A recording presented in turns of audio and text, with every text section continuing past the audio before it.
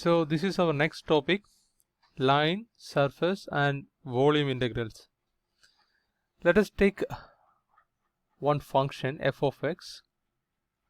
This is a function f of x. What would be the area under this curve? So the area under the curve is, this is the area under the curve. So how to find the area under the curve in arithmetic way? So for that I need to use some rectangular boxes. Here you can see that I just fit some 1, 2, 3, 4, 5, 6 rectangular boxes under this function, so that I can calculate the area of each rectangular box. Let us take, this is delta x and this is delta x of I, because this is 1, 2, 3, 4, 5, 6 are there. So I is varying from 1 to 6. So this is the delta xi. So delta xi is always same. So the width of the rectangular box is always same. So delta x of I is, let us take it as a delta x. Okay.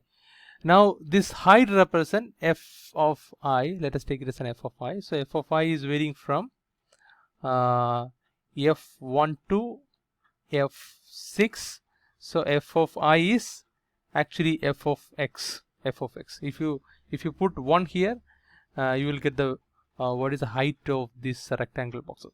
So by using the width and height of these rectangle boxes, I can find the area of each rectangular boxes, so that I can find what is the area under the curve. But there is a problem here, because there are some areas which are not covered using this method. So the value you obtained by using f of I, x of I, that means the height of the first rectangular boxes and its breadth, f2, let us take it as x1, then x2, till it represents the complete area, but it is not exact value. This is an approximate value, because some area we did not include.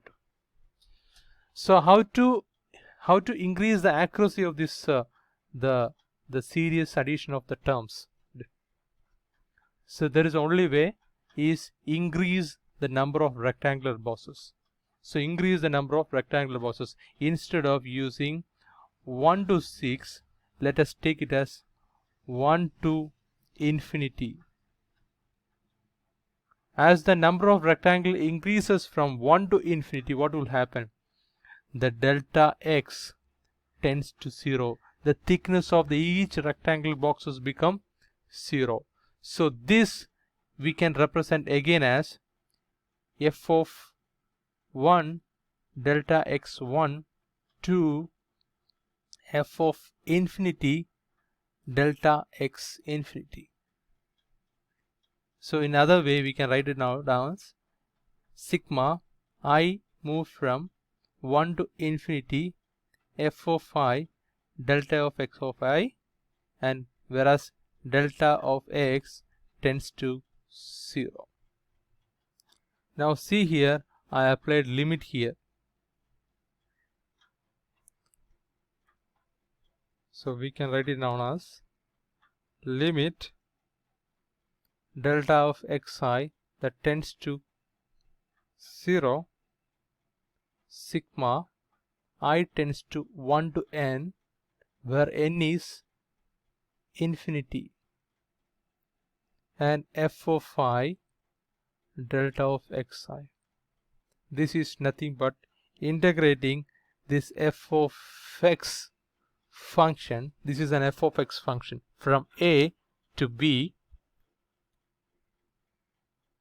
with respect to the thickness delta of x. So since delta of x, if the delta of x tends to 0, it becomes dx. So this is the line integration of a function. So by this way, making delta x tends to 0, you can include all these missing areas so that your approximation become very close to an exact value. So that's why we are using an integral functions.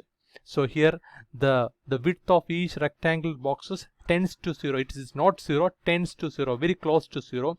And if we do so, what will happen? The number of rectangular boxes also will increase from 1 to infinity. It is not infinity, it tends to infinity, so that we can include every area which comes under this function. So it can be other way represented as integrating that f of x, which represent the height of the function, and delta x represent the width of the function. The height into width, it is area. From where to where? From A to B. So you will get what is the total area which comes under the function from A to B. Similar to that, similar to the line integral, a surface integral of a function also can be defined in the same way, where let us take limit n tends to infinity. So the same n tends to infinity. So instead of delta x here it is delta si. It represents the surface. It tends to 0,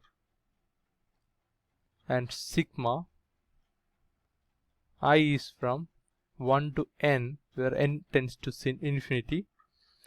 And this, let us take a function f of I and delta of si.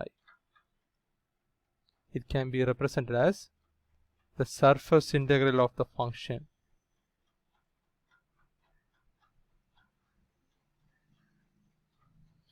So by this way we can include every point on the surface of a S represent this area. So this is the surface integral of a function, where f is a vector field. So the next topic is the volume integral. To define a volume integral, divide a given volume into n volume elements delta V. So here we can see that this is our given volume, which are divided into small n volume elements delta V. To define a volume integral of a vector, multiply each volume element by the vector field f and sum their product for all n small volumes in the limits delta V tends to 0 and n tends to infinity, so that you can include every volume on this space.